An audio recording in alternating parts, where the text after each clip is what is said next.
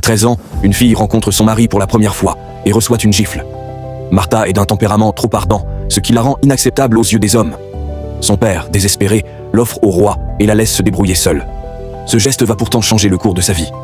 À ce moment-là, le petit pays ouest-africain du Dahomey cherche à se libérer de la domination de l'Empire Oyo. Le général Ganon, sous les ordres du roi, commence à former secrètement une armée de femmes, prête à déclencher une révolte. Martha devient l'une d'elles. Pour devenir une excellente guerrière, un entraînement intensif est indispensable. Elle passe des bases de la lutte à l'utilisation du couteau pour tuer, et enfin à l'apprentissage du fusil. Martha donne tout pour exceller, et par conséquent, gagne le respect de Ganon. Un jour, un émissaire de l'Empire Oyo arrive sans invitation. Lorsque le chef Bassa enlève son masque, Ganon reconnaît immédiatement celui qui l'a agressé des années auparavant. Le moment n'est pas propice pour se venger, il doit donc se contenir. Bassa provoque intentionnellement une dispute et exprime son mécontentement concernant les offrandes préparées par le roi, exigeant 20 jeunes femmes supplémentaires sous peine de stopper l'utilisation du porc. Le roi, sans autre choix, finit par céder. Ganon ne s'y oppose pas et désigne rapidement 20 guerrières, dont Martha fait partie. Quelques jours plus tard, Ganon et son groupe se rendent au port avec les offrandes. Bassa, confiant, déclare que ces hommes traiteront bien les jeunes femmes. Mais à peine a-t-il fini sa phrase que Ganon renverse les offrandes, révélant la tête de l'émissaire Oyo. Le visage de Bassa devient livide de rage. Ganon ordonne immédiatement à toutes les guerrières de se retirer.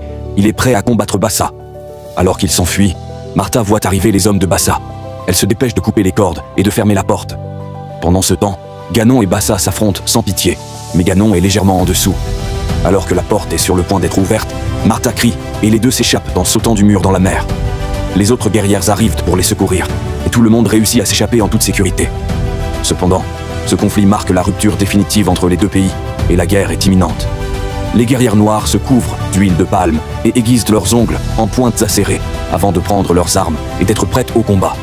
Après un discours motivant avant le combat, les guerrières du Dahomey se lancent à l'attaque, pendant que l'ennemi dort encore. Ganon allume des explosifs qu'il a préalablement achetés. Des dizaines de feux d'artifice sont simultanément déclenchés dans le camp ennemi. Les bombes cachées dans les termitières explosent instantanément, et les ennemis sont pris au dépourvu. Les chevaux s'affolent et fuient. Avant même qu'ils ne comprennent ce qui se passe, Ganon et ses guerrières passent à l'attaque. Dans un combat rapproché, les fusils des soldats Oyo perdent leur efficacité. Les guerrières du Dahomey se battent vaillamment. Martha lance des couteaux et touche un ennemi.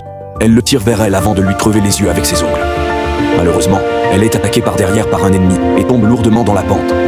Martha perd connaissance après avoir heurté sa tête.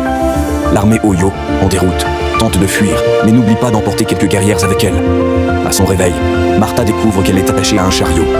Profitant d'un moment d'inattention des gardes, elle aide une camarade à s'échapper pour aller prévenir les autres.